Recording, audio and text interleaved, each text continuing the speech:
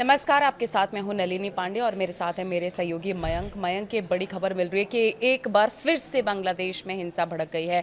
हालात बहुत ज़्यादा चिंताजनक बने हुए हैं, आगजनी हो रही है। इसकी बड़ी वजह क्या है और कैसे इस पर कंट्रोल किया जा देखिए, सकेगा पहले वहाँ की तो सरकार की तरफ नलिनी से? हालात की बात जो आपने की, बांग्लादेश, पूरा बांग्लादेश इस समय जल रहा है। लाखों लोग सड़कों पर हैं। कल वहाँ पे दो बड़े अखबार जो है डेली स्टार और प्रथम आलो के ऑफिस को पूरी तरह से जला दिया गया। कई घरों में आग लगाई गई है और जो खबरें वहाँ से आ रही हैं कि बांग्लादेश में बड़ी संख्या में हिंदुओं को टारगेट किया जा रहा है। यानी वहाँ पे आप देखिए, सड़कों पर जो तस्वीरें आज बांग्लादेश से आई, ढाका से आई, सड़कों पर हज़ारों लाखों लोग जो है वो उमड़े हुए हैं। अब देखिए, ये घटना हमको समझना होगा। जो आपने सवाल पूछा कि ये शुरू कैसे हुआ, बांग्लादेश में शेख हसीना के विरोधी नेता उस्मान हादी, ये वो स्टूडेंट लीडर हैं जिन्होंने जो है शेख हसीना के खिलाफ जब आंदोलन हुआ, तख्ता पलट हुआ, उसमें इन्होंने बड़ी भूमिका निभाई। और इनको जो है वो पिछले फ्राइडे को गोली लग गई थी, गोली मार दी गई थी। उसके बाद इनकी अभी 2 दिन पहले जो है वो मौत हो जाती है। और इनकी मौत होने के बाद पूरे बांग्लादेश में ज़बरदस्त हिंसा फैल गई। अब अभी ये साफ नहीं है कि इनको गोली किसने मारी, किसने इनकी हत्या की, इनकी गोली कांड के पीछे क्या वजह है, इसकी भी दो अलग थ्योरी है, हम उसमें बात करेंगे। लेकिन अब देखिए, अभी हालात वहाँ पे ये है कि एक जो वीडियो सोशल मीडिया पर वायरल हो रहा है, जिसकी सबसे ज़्यादा चर्चा हो रही है कि एक हिंदू लड़के को कल जो है बेरहमी से पीटा गया, उसको पेड़ से बांधा गया और फिर आग लगा दी गई। इसके बाद जो है ये वीडियो सोशल मीडिया में जैसे ही वायरल हुआ, न सिर्फ बांग्लादेश में बल्कि कई देशों में ये वीडियो तेज़ी से वायरल हुआ। उसके बाद बांग्लादेश में और हालात बिगड़ गए हैं और दोनों पक्ष आमने सामने हैं। शेख हसीना के जो सपोर्टर्स हैं वो और अगेंस्ट जो है वो आमने सामने हैं। और कई जगह जो है वो चुन चुन के एक दूसरे के जो ठिकाने हैं वहाँ पे घरों में आग लगाई जा रही है, हिंसा हो रही है। अब देखिए, ये इस लेकिन पूरी वहाँ की सरकार क्या कर रही है? इतना कुछ बिगड़ गया, इतने हालात बहुत ज़्यादा खराब हो गए, वहाँ की सरकार का क्या रुख है इस अब पर? ये इसको लेकर देखिए, जो आपने सवाल किया कि मोहम्मद यूनुस की जो अंतरिम सरकार है उसकी तरफ से ये पूरे हालात जो है बांग्लादेश को लेकर, उसमें उनका जो बयान सामने आया है, वहाँ की सरकार ये कह रही है।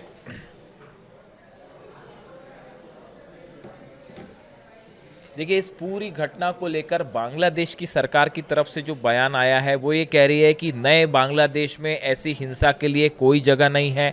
बांग्लादेश ने कहा है कि इस अपराध में शामिल किसी को भी बख्शा नहीं जाएगा। देश में हिंसा, आगजनी और डर फैलाने की घटनाएं कुछ अलग थलग आतंकवादी तत्वों द्वारा अंजाम दी जा रही। ये बांग्लादेश की सरकार ने एक फेस सेविंग की कोशिश की है कि जो है ये आरोप लगाए कि कुछ अराजक तत्व इस तरह की हिंसा कर रहे हैं, इसमें नए बांग्लादेश में इसकी कोई जगह नहीं है। लेकिन देखिए नलिनी, हकीकत यह है कि वहाँ की सरकार एक प्रकार से पैरालाइज है और जब भी इस तरह की हिंसा होती है सड़कों पर, तो ये बांग्लादेश की सरकार की कमजोरी साफ उभर कर सामने आ जाती है कि वो ऐसी हालात से निपटने में पूरी तरह से असमर्थ है।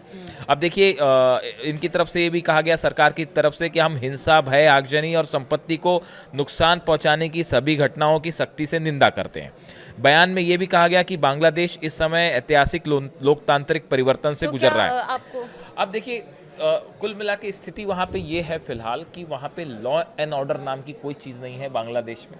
और ज़बरदस्त अराजक हिंसाएं हो रही हैं, घरों में आग लगाई जा रही है, लोगों को चुन चुन कर टारगेट किया जा रहा है, हिंदुओं को निशाना बनाया जा रहा है। दोनों पक्ष जो है वो आमने सामने हैं, शेख हसीना के सपोर्टर और अगेंस्ट। और फिलहाल जो है वहाँ पे एक ऐसे हालात हैं जैसे गृह युद्ध वाले हालात होते हैं। तो क्या ये जो हालात बने हैं, जो हिंसा बढ़ है, उसके पीछे क्या पाकिस्तान की खुफिया एजेंसी आईएसआई का भी हाथ हो सकता है, जैसे दावे किए जा रहे हैं वहाँ से? ये एक बड़ा सवाल है। इसको लेकर तमाम एक्सपर्ट्स ने अपनी राय रखी है। कुछ लोगों का ये भी कहना है, इस तरह की बातें भी हो रही हैं कि बांग्लादेश में एक बार फिर तख्ता पलट की कोशिश हो रही है और हो सकता है यूनुस की अंतरिम सरकार जो है उनको हटा दिया जाए।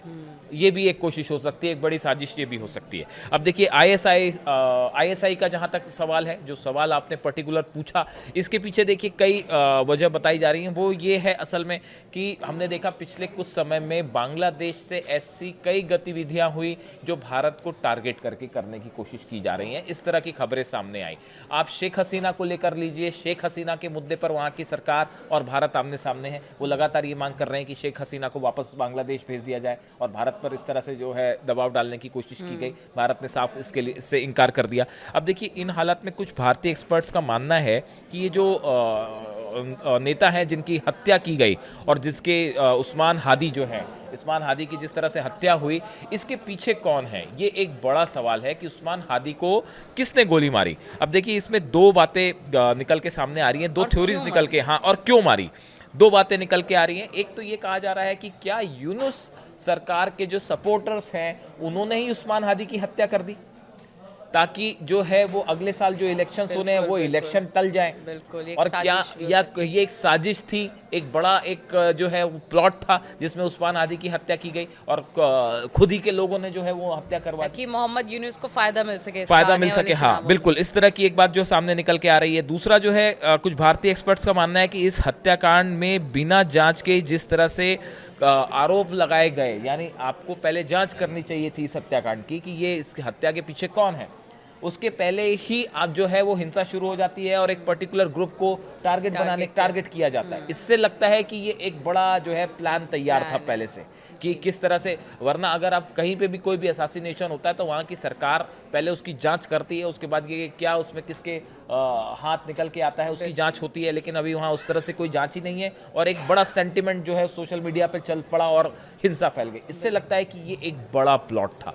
लेकिन देखिए, जिस तरह से बांग्लादेश में हिंसा हो रही है, हिंदुओं को टारगेट किया गया, उससे एक बड़ा गुस्सा देखा जा रहा है। वहाँ पे सरकार के खिलाफ भी गुस्सा है कि जो है वो हालात को नियंत्रण नहीं कर पा रहे। लॉ एंड ऑर्डर नाम की कोई चीज़ नहीं है। पूरे बांग्लादेश में ज़बरदस्त उथल पुथल मची हुई है और अगले एक दो दिन बड़े अहम हैं। ये देखने वाली बात होगी कि वहाँ पे ये हिंसा जो है ये क्या इसी तरह से बरकरार रहती है या एक बड़ा परिवर्तन या फिर कोई परिवर्तन की तरफ मामला आगे बढ़ता है। इस पर नजर रहेगी। अपडेट लगातार दर्शकों तक पहुँचाएंगे।